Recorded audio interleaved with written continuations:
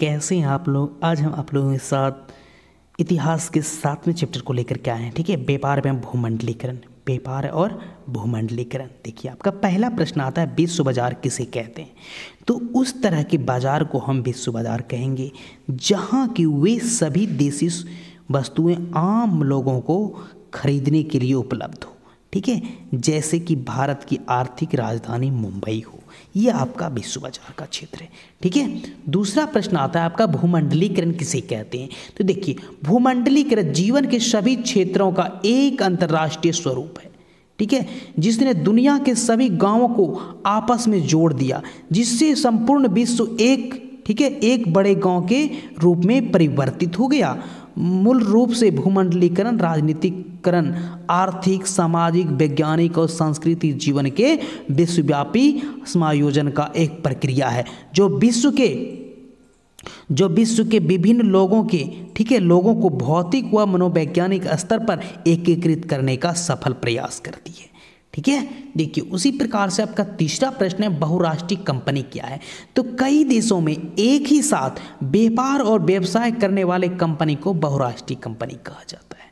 ठीक है, 1920 ईस्वी में 20 ईस्वी के बाद इस तरह की कंपनियों का उत्कर्ष हुआ जो द्वितीय विश्व युद्ध के बाद काफ़ी बढ़ा और बहुराष्ट्रीय कंपनियां बनी, जैसे कि एनसी हुआ, ये सब पूंजीवादी, ये सभी है ना, पूंजीवादी हुआ। ये देश की बड़ी बड़ी व्यापारिक औद्योगिक कंपनियां हैं। ठीक है, जैसे फोर्ड हुआ, मोटर फोर्ड हुआ, सैमसंग हुआ, डाबर हुआ, हिंदुस्तान लीवर, यामाहा इत्यादि। ठीक है, उसी प्रकार से आपका चौथा प्रश्न है गिरमिटिया मजदूर किसे कहते हैं। देखिए, यह औपनिवेशिक देशों से, ठीक है, देशों से लोगों को निश्चित अब के लिए अनुबंध के तहत, ठीक है, यूरोपीय देश अपने यहाँ या फिर अपने सभा वाले क्षेत्र में ले जाते थे। इन मजदूरों की मजदूरी बहुत कम होती थी तथा इन्हें मुख्यतः कृषि कार्यों में लगाया जाता था। इस तरह के मजदूरों को गिरमिटिया मजदूर कहा जाता है।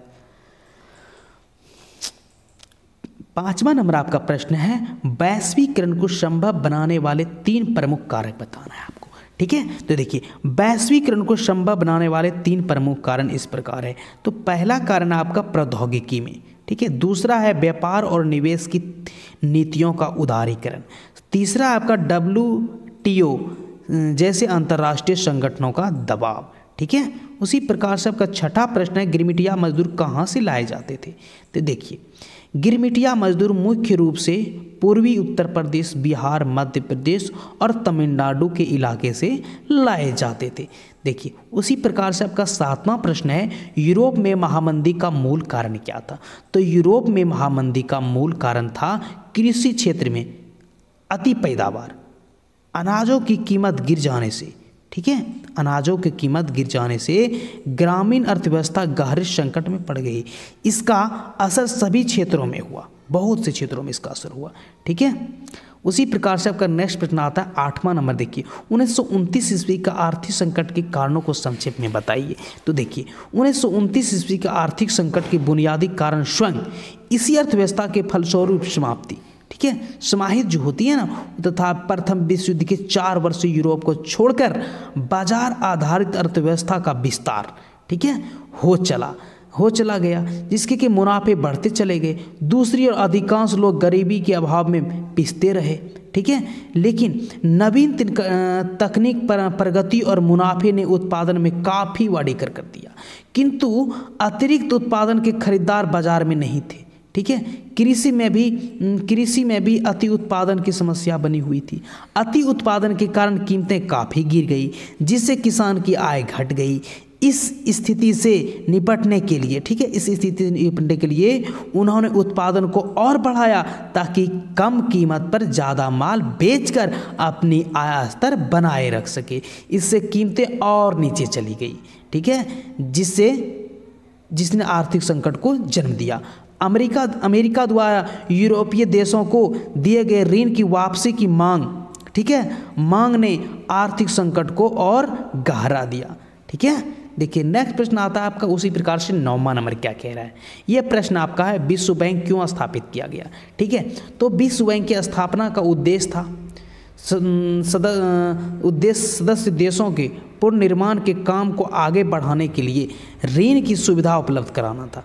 इनमें इन विनिमय की दर की प्रणाली स्थापित की गई, जिसमें डॉलर को प्रधान मुद्रा मान करके अन्य देशों की मुद्रा की कीमत डॉलर के मुकाबले 35 रुपये तय की गई। डॉलर का मूल्य भी सोने से बंधा होता था। $1 की कीमत लगभग 35 औंस यानी 35 औंस सोने के बराबर तय की गई थी। इन विनिमय के दरों में तभी परिवर्तन आ सकता था जब IMF इसकी इजाज़त दी। ठीक है, उसी प्रकार से देखिए आपका 10वां नंबर प्रश्न है, औद्योगिक क्रांति क्या है। बहुत इंपॉर्टेंट प्रश्न है। ठीक है, देखिए क्या कह रहा है। औद्योगिक क्रांति का अर्थ होता है महत्वपूर्ण आविष्कारों तथा परिवर्तनों से जिनके द्वारा 18वीं शताब्दी के उत्तरार्ध में तकनीक और संगठन में अनेक क्रांतिकारी परिवर्तन लाए गए। ये परिवर्तन इतनी तेजी से लाए गए और इन्हें प्रभावशाली सिद्ध हुआ, बहुत ही अधिक से अधिक इतने प्रभावशाली सिद्ध हुआ कि उन्हें क्रांति नाम दिया गया। ठीक है, औद्योगिक क्रांति की एक विशेषता यह है कि यह वर्ग विहीन क्रांति थी। इसे ना तो बुर्जुआ सर्वहारा तथा अभिजात और मध्यम वर्गीय क्रांति कहा जाता है। यह क्रांति वैज्ञानिकों और आविष्कारों की देन थी। औद्योगिक क्रांति का प्रयोग सबसे पहले फ्रांस के विश्वविख्यात समाजवादी चिंतक लुई ब्लॉक ने किया था। ठीक है,